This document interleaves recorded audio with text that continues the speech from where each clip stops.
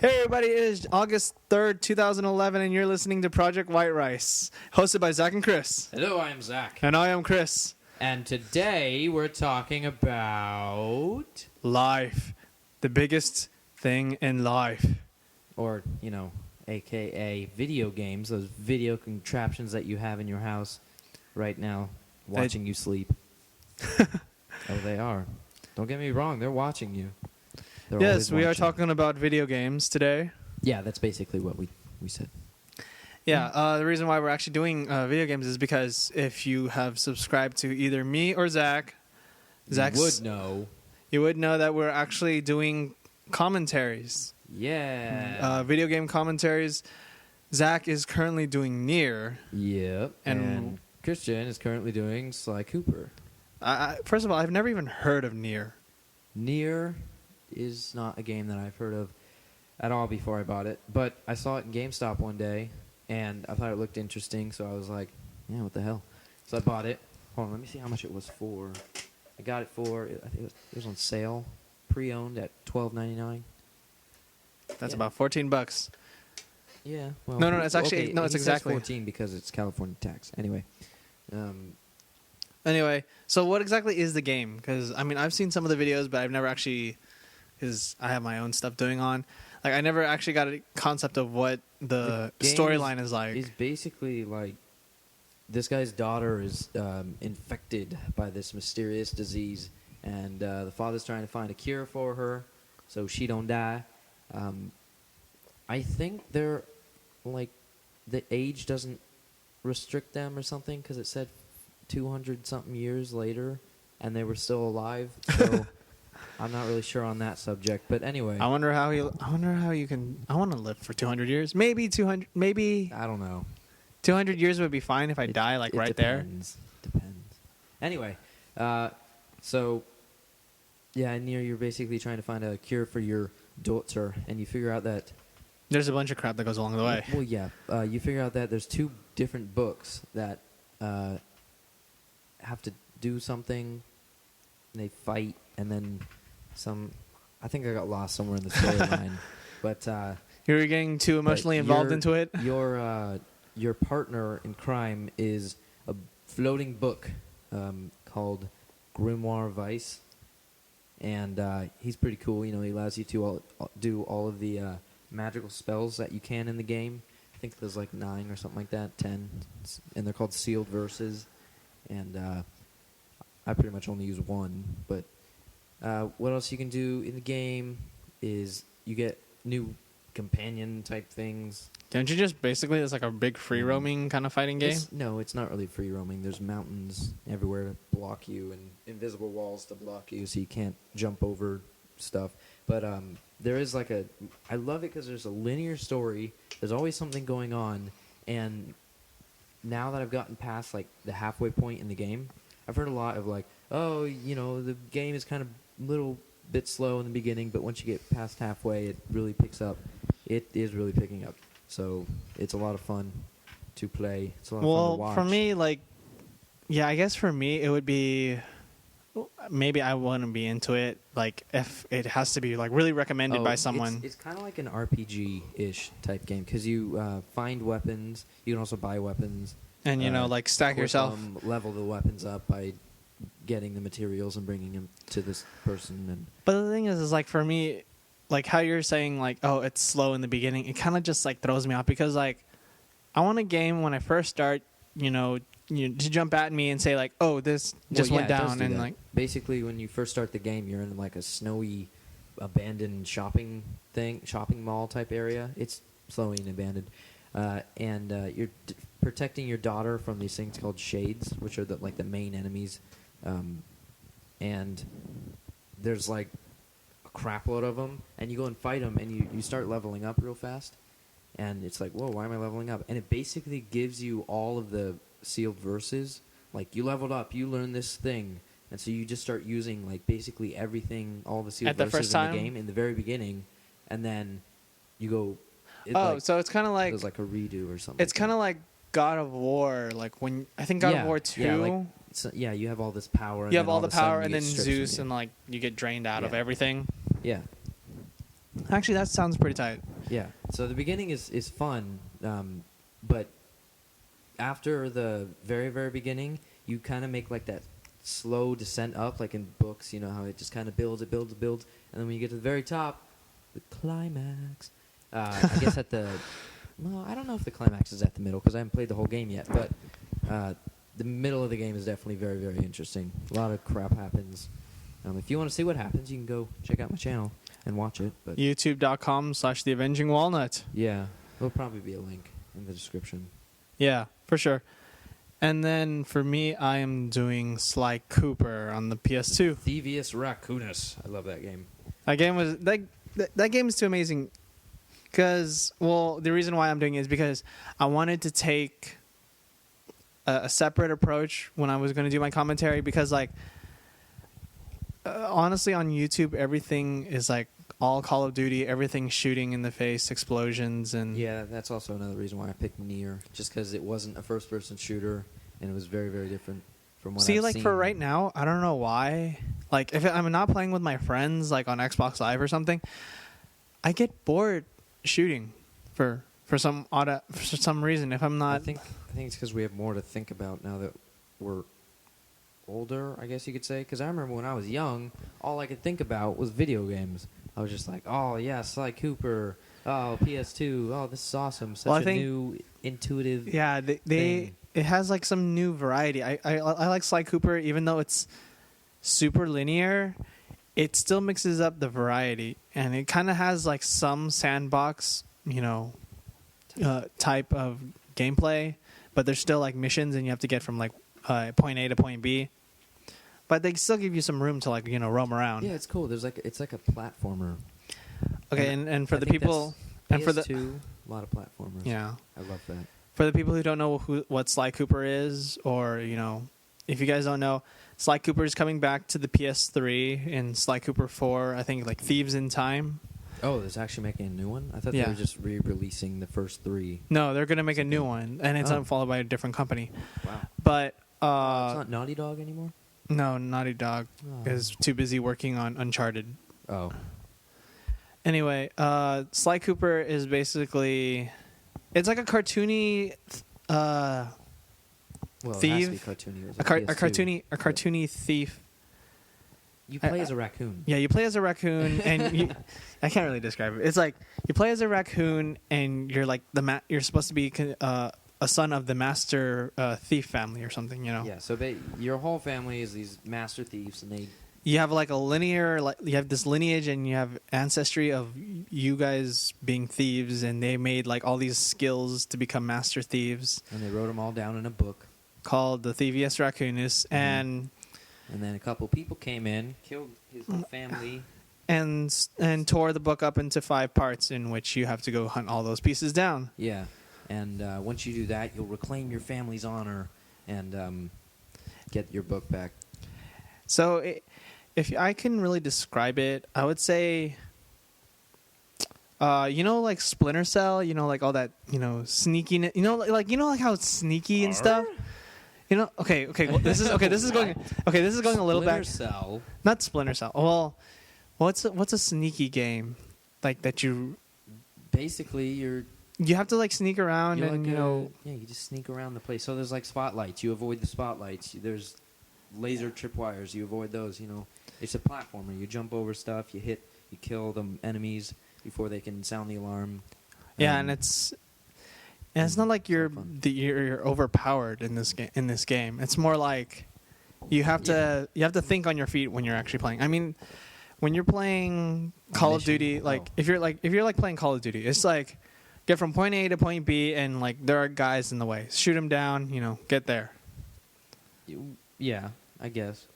Yeah, and then while you have Sly Cooper, it's like you have to get from point A to point B, and there are still guys in the way. But then there's also like they won't tell you the path. You have to figure out the path, even though platformer.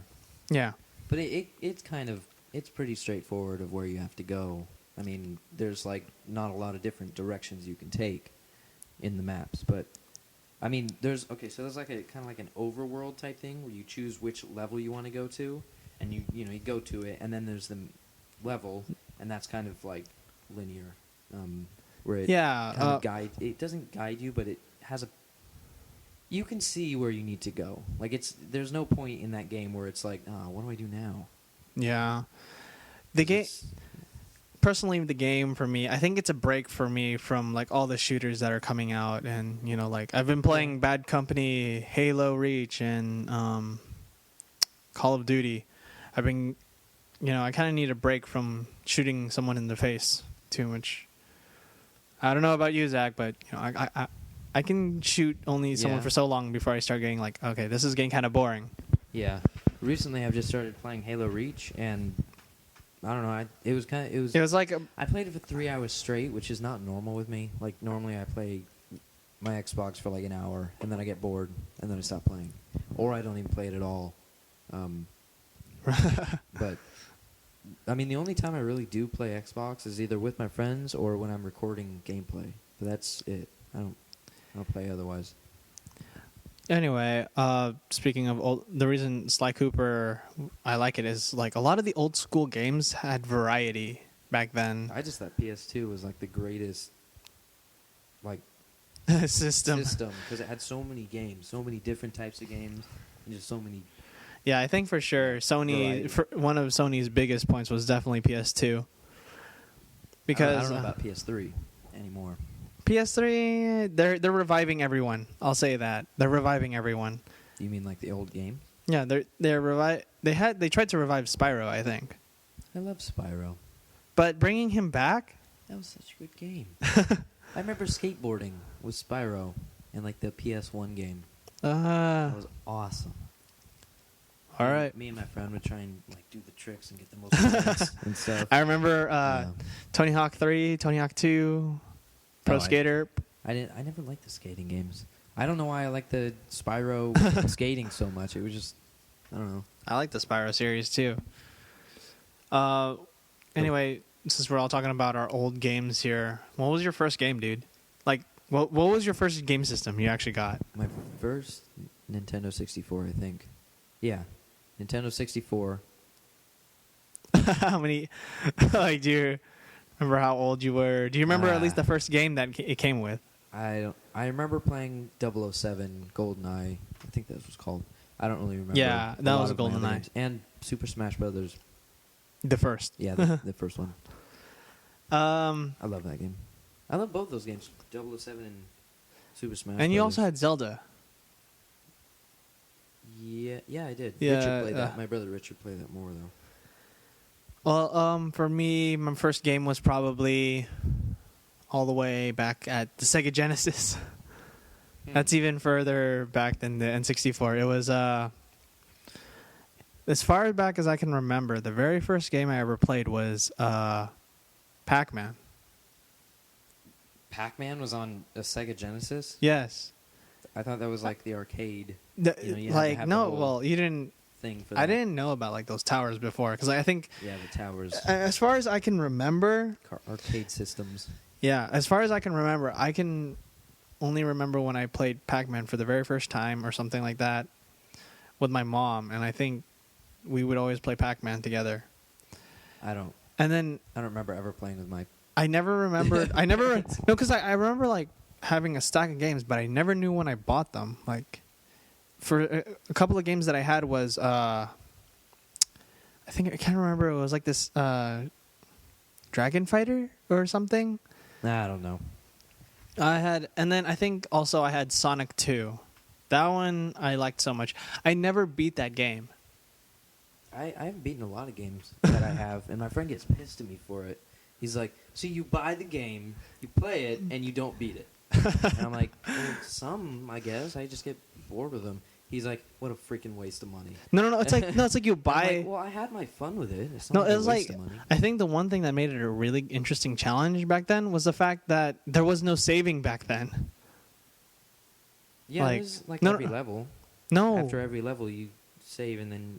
No, you can like come back to that it was later. like during N64, but like before that, you couldn't save. I remember playing. Okay, here's one I remember. I remember playing The Lion King.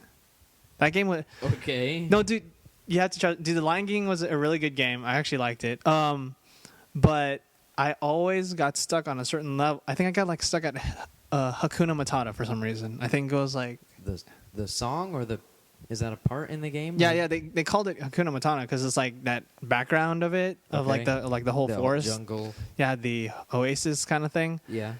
And then I think I got stuck at some part of that level, and I could never beat it. So then when I turned it off and I tried turning it back on, I have to start all the way back from the beginning. Like there was no like memory cards back then, no save points. It was just if you didn't beat it like on your first bout, you have to keep. So what is your all-time favorite game then? All time? All-time favorite ever game ever-ness. I can't put it on a single game, dude. The best game in the world for Christian. What about you, dude? What's your favorite game? Jak and Daxter. Really, that single game? Yeah, either that or the first Spyro. I remember. It's a toss-up between the two. Jak and Daxter or the first Spyro.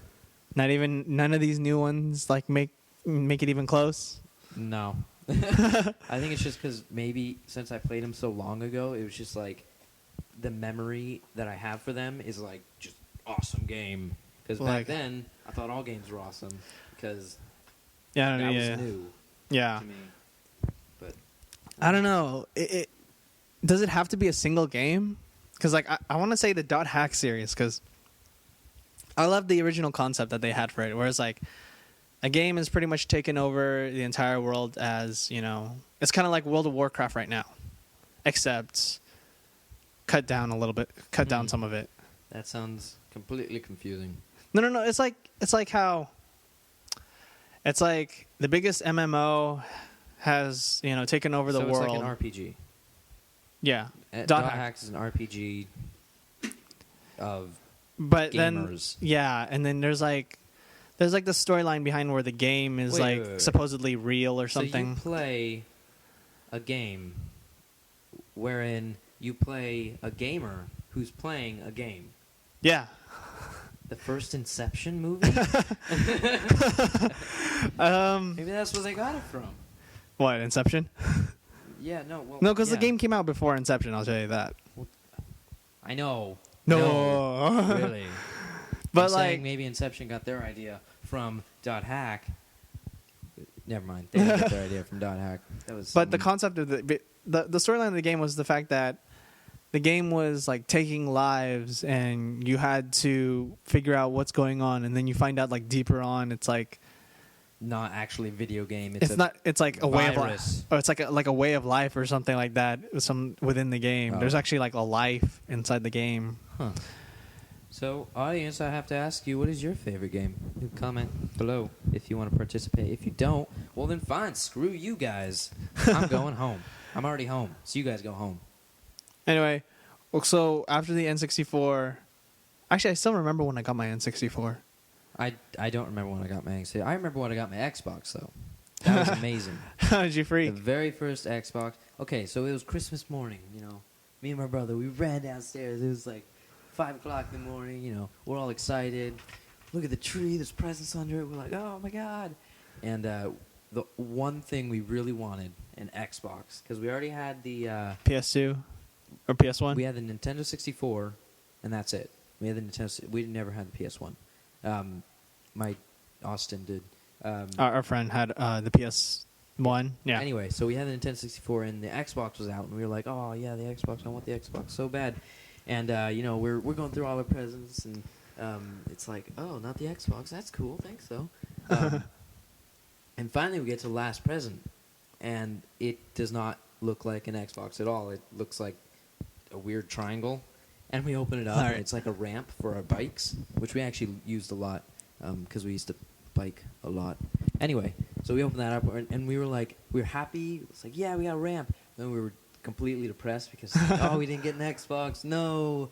And so we got like this. No, you know what? We did have the PS2 then. Yeah. Because I had a PS2. I remember getting a game for the PS2 and like walking over to our like cabinet where the TV was. So we open up the thing, and the Xbox, there's something wrapped sitting on the shelf, and we're like, no, no, and we go in there and we open it up, and we're like, oh my Xbox. Oh, it was like one of the best Christmases ever I remember. in life. All right, well, my Christmas when I got the N64, that was actually pretty funny.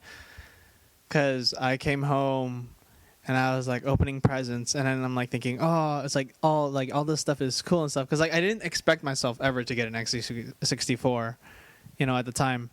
And then they're like, my dad's like, oh yeah, you forgot. There's one present still under the chimney, because like, not chimney, the fireplace, like inside the fireplace. Inside the fireplace? Yeah, because like. Oh, he dropped it on the way in. Yeah, he dropped it, Right. and then it's What like, a dick, dude. He's dropping your game system. but then he's like, oh yeah, you forgot to get Santa's presents. So I'm like, okay, here go around. It's like this big box. I'm like, oh my gosh, what's in it? I open it up, it's like an N64 with like Star Fox 64, and I'm like, oh my gosh, you're freaking out. And I'm like, Yeah. oh, and then after that, I like And then I after that, played got N64. really depressed. I got I played N64 religiously, and then I got the PS. Okay, actually, it's a funny story how I got the PS2. The PS2, we actually got it at a car dealership. What? You bought a car and it came with a PS2? Yeah, actually, it did. That's weird. No, but it was funny because when I got there, like when we got there, he's like, "Hey, you can buy." So we were buying a Honda Pilot. I don't know what year it was, but they're like, "Oh yeah, can we put a DVD player into it?" Yeah, it's like also we can also make it set up so like you can actually play video games into it. I was like, "Oh cool." It's like, "Oh yeah." Oh cool. We don't have any video games. No, like hook up your console to it. Like have an outlet. Yeah. So they're like, "Oh yeah, you also get to pick out which one do you want, a PS2 or an Xbox." And I'm like, I think at that moment I had like one of those. No, I didn't have a nerd. I didn't have a nerdgasm. No, I didn't have a nerd. Well, I think I did. I had it in my mind, but I didn't want to show it or something. Did. Then I'm thinking, it's like, okay, I have to make a decision now when we pick our car. It's like, do you want a PS2 or an Xbox? And I felt like I sat there like in the lounge, the waiting lounge where they're getting all the paperwork and stuff. It's like, which system do I want to get? And I'm like debating back and forth. Like, do I want the Xbox? Do I want something new? If I get mind you, there was no like YouTube, so you couldn't look up. Yeah, I know you couldn't about them or anything. Yeah. So this is all just in the mind of a child. Like what games do I want? And then what do I want? What do I want? And it's like, do I want the Xbox and the PS2? And then the reason I chose the PS2 actually was because had a cool name. No, because I had PS1. I already had PS. Because I had PS1, and my mom was telling me, you should just get the PS2 because you play the games. Well, no, not that. It's just that I still want to play my games, I can go back to PS1 and put my PS1 games into my PS2. Yeah, so you can still play your games. Yeah, I can still play it instead of getting my Xbox. I haven't regret that decision ever. Yeah. Getting that PS2. I like PS2. It was a really good game system. So yeah. Then after that, we went to the next generation. Actually, this generation, the Xbox 360, Nintendo Wii. Yeah. I remember when our friend Austin, he was the first one to get an Xbox 360 in our neighborhood, wasn't he? Yeah. Well, I don't know about the whole neighborhood. Well, not our neighborhood, within our circle of friends. Yeah. It was him. The first one, and then we went over there and we played Halo every day. We went over there and played Halo. We I think we destroyed that disc a couple times. Yeah, and then when we finally got an Xbox 360, well, was it 360 or was it just normal Xbox? No, you got an Xbox first, and you guys both got Halo, the first Halo. Oh, and it was a challenge to get the first Halo because it was rated M, and I had to convince my parents that it wasn't bad. It's aliens. It's not even humans that are dying. It's purple blood. And it was because Tino. Yeah. And that's why I wanted it. But anyway, I remember when he got the Xbox 360, it actually came with Tony Hawk when he bought it. I don't remember that. No, he had Tony Hawk. It was it came with the game. Remember how sometimes if you buy an Xbox, it comes with a game. It came out with Tony Hawk Project 8, and everybody was so thrilled about how you can do your trick by actually moving the feet itself. Oh yeah. Huh. That was pretty funny. Interesting. Like we were like, oh my gosh, okay, now try doing the trick. It's like now you see feet, and all you see is their feet, and now you can move the feet to like move the board how you want it to. It's like I'm doing a kick flick and actually kicking it. Oh my gosh! Oh crap! I screwed up. I tripped over and everything. So yeah, I think gaming has come a long way since no saves to watching feet move. Oh, actually, when I was looking for Sly Cooper before, when we were still doing Sly Cooper, when I actually pulled out my old PS2, I found all my old PS1 games, and I found one game I remember I never beat, but it kind of had save points. It was called Gex, and you had to play as like a gecko. Like, I remember that. I remember the cover. I never played it though. Yeah. And then it actually was like you had to remember a password. And I remember I was looking through like my game manual that I remember writing down all the passwords on there. I'm like, I got to remember this one. I don't want to screw up. Yeah. Well, yeah. So video games is fun. They're fun. Good stuff. Lots of fun etude with them. All right. So if you guys want to leave your memories of your very first video game or like any good game recommendations coming out, besides Battlefield 3 and all that, like all that stuff, like some of the older games that we've never probably, you know what I mean, like games that have already come out.